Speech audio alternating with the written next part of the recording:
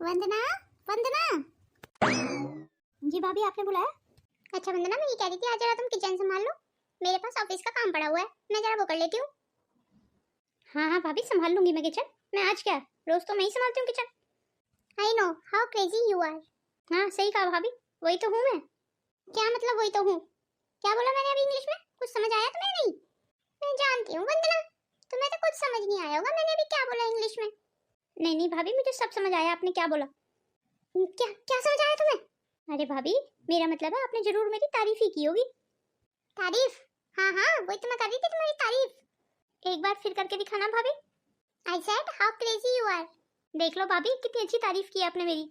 आपका बहुत बहुत धन्यवाद इतने अच्छे शब्द तारीफ में बोलने के लिए। इस गंवार को देखो कितनी खुश हो रही है। मैंने अभी इंग्लिश में इसके मुंह पे ही इसे पागल बोल दिया, उसके बाद भी खुश हो रही है, गंवार कहीं की। कैसे कैसे गंवार लोगों से पाला पड़ गया है मेरा। खैर मेरा क्या बिगड़ रहा है, मुझे तो इन लोगों के साथ रहने में फायदा ही है। घर का सारा काम भी ये लोग कर लेते हैं, मुझे तो कुछ भी नहीं करना पड़ता।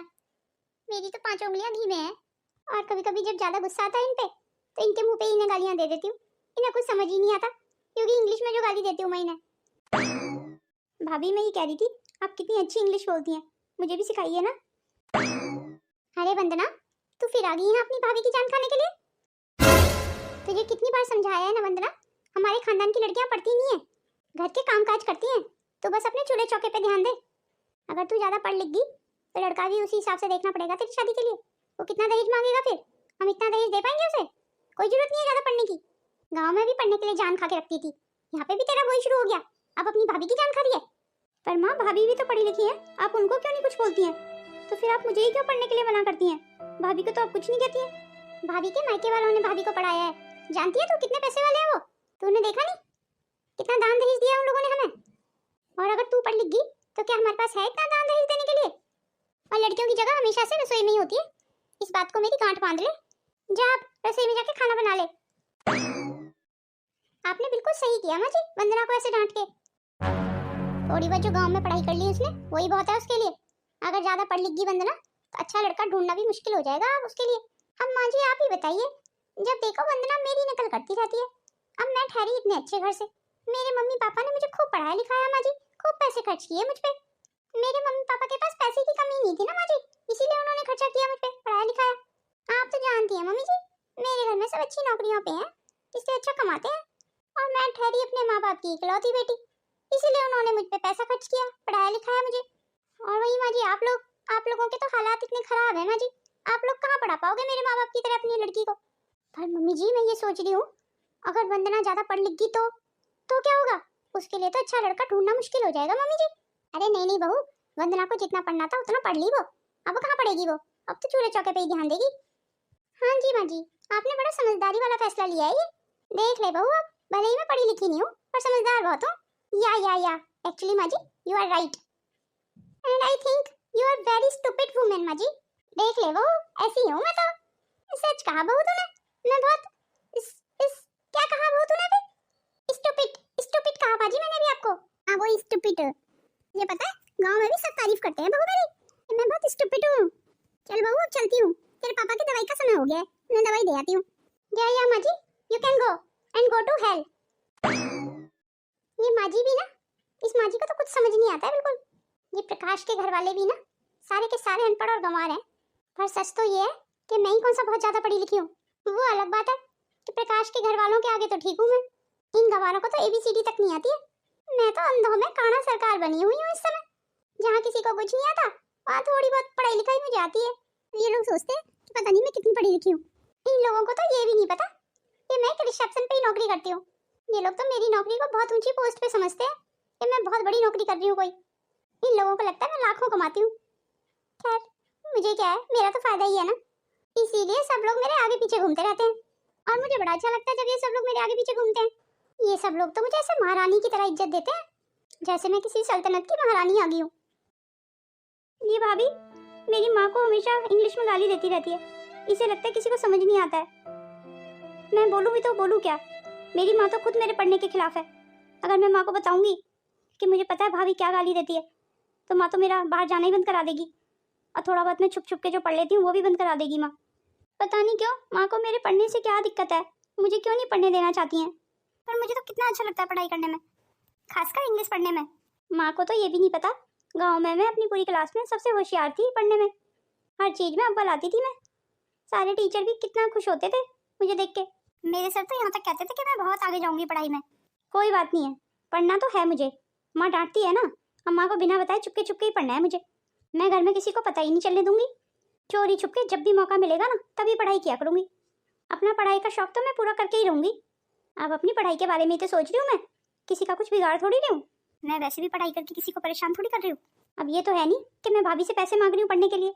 अब भाभी को क्या ही पता चलेगा अगर मैं चुपके चुपके पढ़ूंगी तो। और रही बात किताबों की, तो यहाँ पे मेरी 3-4 दोस्त बन गई हैं। वो मेरे को कह रही थी कि वो अपनी किताबें मुझे दे दिया करेंगी पढ़ने के लिए। अच्छा वंदना, मुझे तुमसे एक जरूरी बात करनी है। जी कहिए भाभी, कैसी जरूरी बात? मुझे ऐसे लगता है वंदना, एक लड़की को ना कामकाजी होना बहुत जरूरी है आज के समय में। हाँ भाभी, ये बात तो आपने बिल्कुल सही कही। तो मैं सोच रही थी क्यों ना तुम भी कोई काम कर लो। सच भाभी, मैं भी काम कर सकती हूँ? हाँ हाँ बिल्कुल कर सकती हो, इसीलिए तो आई हूँ तुम्हारे पास। और देखो वंदना, मेरा तो ये मानना है कोई भी काम छोटा और बड़ा नहीं होता। काम करने में कोई परेशानी नहीं होनी चाहिए, बस काम से मतलब होना चाहिए। क्यों, सही कह रही हूँ ना? जी भाभी, आप क्या कहना चाहती हैं? मैं कुछ समझी नहीं। अब देखो वंदना, हमारे घर में कितना काम होता है, अब वो कौन करता है? तुम ही करती हो ना सारा। और अगर मान लो किसी और के घर का भी काम करना पड़े तुम्हें, तो उसमें क्या बुराई है? 4 पैसे ही तो मिलेंगे तुम्हें फालतू। अरे तुम इंडिपेंडेंट हो जाओगी, खुद पे इंडिपेंडेंट। आपका मतलब घर का काम भाभी? हाँ हाँ, और कौन सा काम मिलेगा तुम्हें? अब तुम पढ़ी लिखी तो हो नहीं बहुत ज्यादा कि तुम्हें बहुत अच्छी नौकरी मिलेगी कोई, यही काम मिलेगा तुम्हें। और घर का काम कोई बुराई थोड़ी है घर का काम करने में। जैसे अपने घर का काम ऐसी बाहर वालों के घर का काम। अगर तुम कहो तो मेरी 2-3 फ्रेंडें हैं, मैं उनसे बात कर लेती हूँ, उन्हें अपने घर में काम वाले की जरूरत है। अगर तुम उनके घर काम करने को तैयार हो तो मैं उन्हें हाँ बोल दूँ। ये भाभी मुझे डोमेस्टिक हेल्पर का काम दिलाना चाहती हैं। हाँ, मैंने बुक में पढ़ा था। एक काम करती हूँ, अभी हाँ बोल देती हूँ। मेरे हाथ में 4 पैसे आएंगे तभी तो मैं अपनी आगे की पढ़ाई कर पाऊंगी। और काम के बहाने घर से बाहर जाया करूंगी ना, तो माँ को भी नहीं पता चलेगा। हाँ वैसे ठीक आइडिया है, ये किया जा सकता है ये काम। ठीक है, तो मैं भाभी को हाँ बोल देती हूँ। जी भाभी, आपने बिल्कुल ठीक कहा, कोई भी काम छोटा और बड़ा नहीं होता। और मैं ठहरी अनपढ़ और गंवार भाभी, मुझे अब कोई अच्छी नौकरी तो मिलने से रही, यही काम तो कर पाऊंगी मैं। और हम जैसे गरीब लोगों को तो बस काम की जरूरत होती है, काम से मतलब होता है। अब वो छोटा हो या बड़ा, उससे फर्क नहीं पड़ता हमें। ठीक है तो भाभी, मैं आपकी दोस्तों के यहाँ नौकरी कर लूंगी। अरे वाह वंदना, तुम तो बहुत समझदार हो। ठीक है, मैं आज ही बात कर लेती हूँ उनसे। अभी तुम ना मेरे कमरे में चली जाओ और वहाँ की सफाई कराओ जरा। मैं तब तक ना अपने दोस्तों से फोन पे बात कर लेती हूँ। जी ठीक है भाभी, अभी कराती हूँ। हेलो नेहा, मेरी बात ध्यान से सुन, मैं शीतल बोल रही हूँ। तुझे काम वाली की जरूरत थी ना, तो काम वाली का इंतजाम मैंने कर दिया है।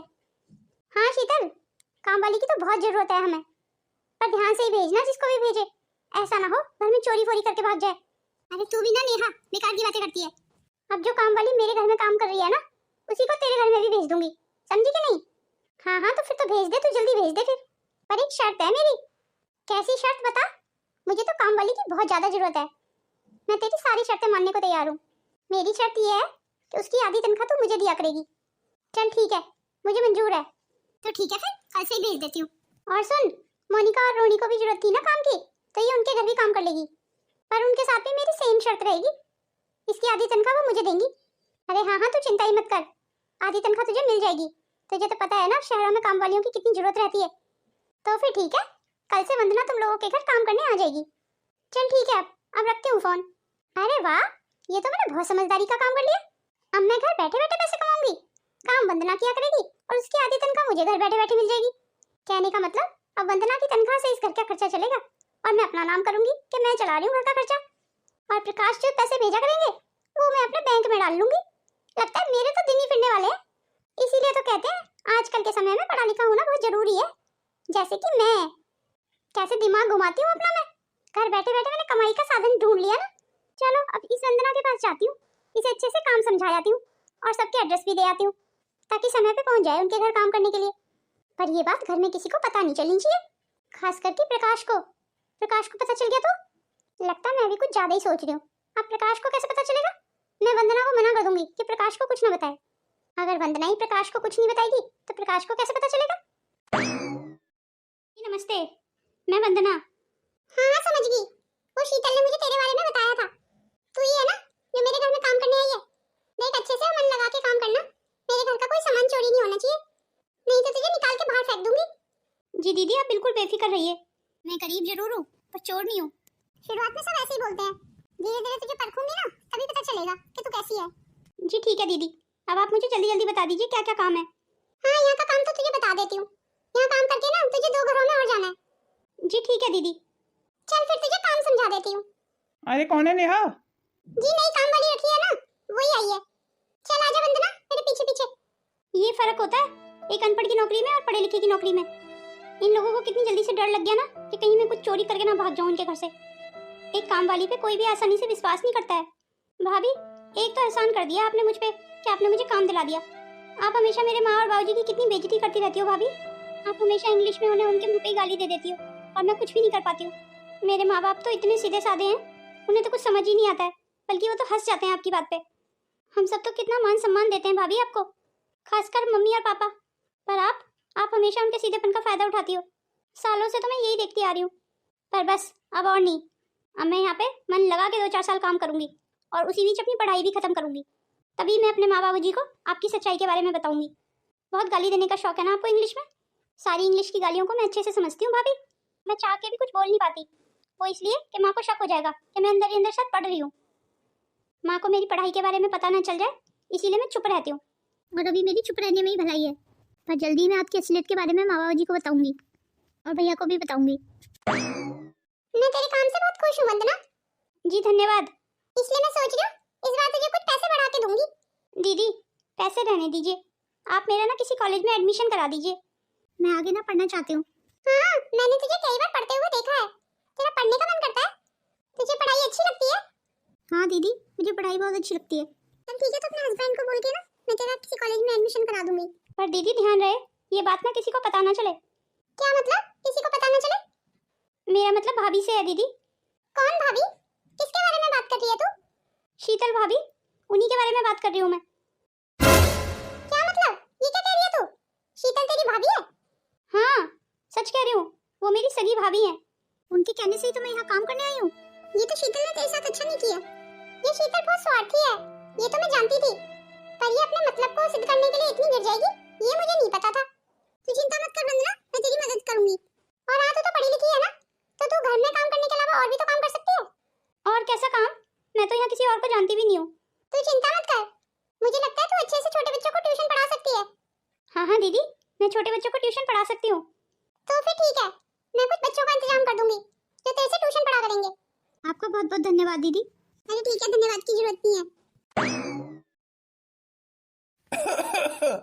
क्या हुआ जी, आपकी तबीयत फिर खराब हो रही है? हाँ, पता नहीं क्यों दवाई खाने के बाद ही मेरी तबीयत बिगड़ जाती है। हाँ, दवाई खाने के बाद तो आपकी तबीयत में सुधार होना चाहिए। पर मेरे साथ तो उल्टा ही हो जाता है, मेरी तो तबीयत और बिगड़ जाती है। दवाई खाने के बाद मुझे तो घबराहट बहुत शुरू हो जाती है। पर दवाइयाँ तो हम वही दे रहे हैं सारी जो डॉक्टर ने तुम्हें लिखी थी। तुम रुको 1 मिनट, मैं अभी बहू से पूछती हूँ। शीतल बहू। जी कहिए माँ जी, आपने मुझे बुलाया? बहू, मैं ये पूछ रही थी, दवाइयाँ तो तुम वही ला रही है ना जो डॉक्टर ने लिखी थी? हाँ हाँ माँ जी, दवाइयाँ तो मैं वही ला रही हूँ, पर क्या हुआ, आप ऐसे क्यों पूछ रही हैं? पता नहीं क्यों मुझे ऐसा लग रहा है तेरे बाबूजी को दवाइयाँ फायदा नहीं कर रही हैं, नुकसान कर रही हैं। पर आपको ऐसे क्यों लग रहा है माँ जी कि दवाइयाँ नुकसान कर रही हैं? तेरे बाबूजी के आँख के ऑपरेशन के बाद उनकी आँख में जो दवाई लिखी थी ना डालने के लिए, वो दवाई डालते ही उनकी आंखों से पानी निकले जा रहा है, और खाने वाली दवाइयाँ खाते हैं तो खांसी शुरू हो जाती है, और तो और दवाइयाँ खाते ही उन्हें घबराहट शुरू हो जाती है। कहने का मतलब ये है दवाइयाँ खाते ही इनकी तबीयत बिगड़ने लगती है।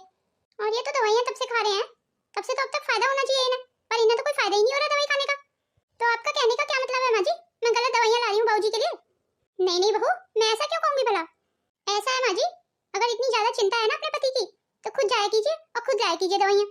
अरे बहू, मैं इतनी समझदार और पढ़ी लिखी होती तो खुद ही ना लिया करती दवाइयाँ, तुझसे क्यों कहती। मैं तो घर से बाहर निकलते ही खो जाऊंगी, मुझे तो अपने घर का रास्ता भी नहीं पता है। रहने दे शकुंतला, बहू की कोई गलती नहीं है। दवाइयाँ शायद धीरे धीरे फायदा करेंगी मुझे, जैसे चल रहा है ऐसे चलने दे। एक तो मैं इतने पैसे खर्च करके दवाइयाँ लाती हूँ आपके लिए, और ऊपर से आपके नखरे ही नहीं खत्म होते हैं। सुनो माँ जी, आज के बाद ना अपनी बेटी से मंगा लेना सारी दवाइयाँ। अरे छोड़ दे शकुंतला, इसमें बुरा मानने की क्या बात है। अब हमारा बुढ़ापा है, बुढ़ापे में तो ऊंची आवाज में बात करना भी गुनाह है शकुंतला। वैसे भी हम तो बहू और बेटी के आश्रित रह रहे हैं, अब यहाँ आ रहे हैं तो कहाँ जाएं। तुझे तो पता है गांव में तो गुजारा भी नहीं है हमारा। हाँ जी, बिल्कुल सही कह रहे हैं आप। मुझे तो हर समय वंदना की शादी की फिक्र रहती है, बस वंदना की शादी हो जाए तो मैं तो गंगा जी ना जाऊँ।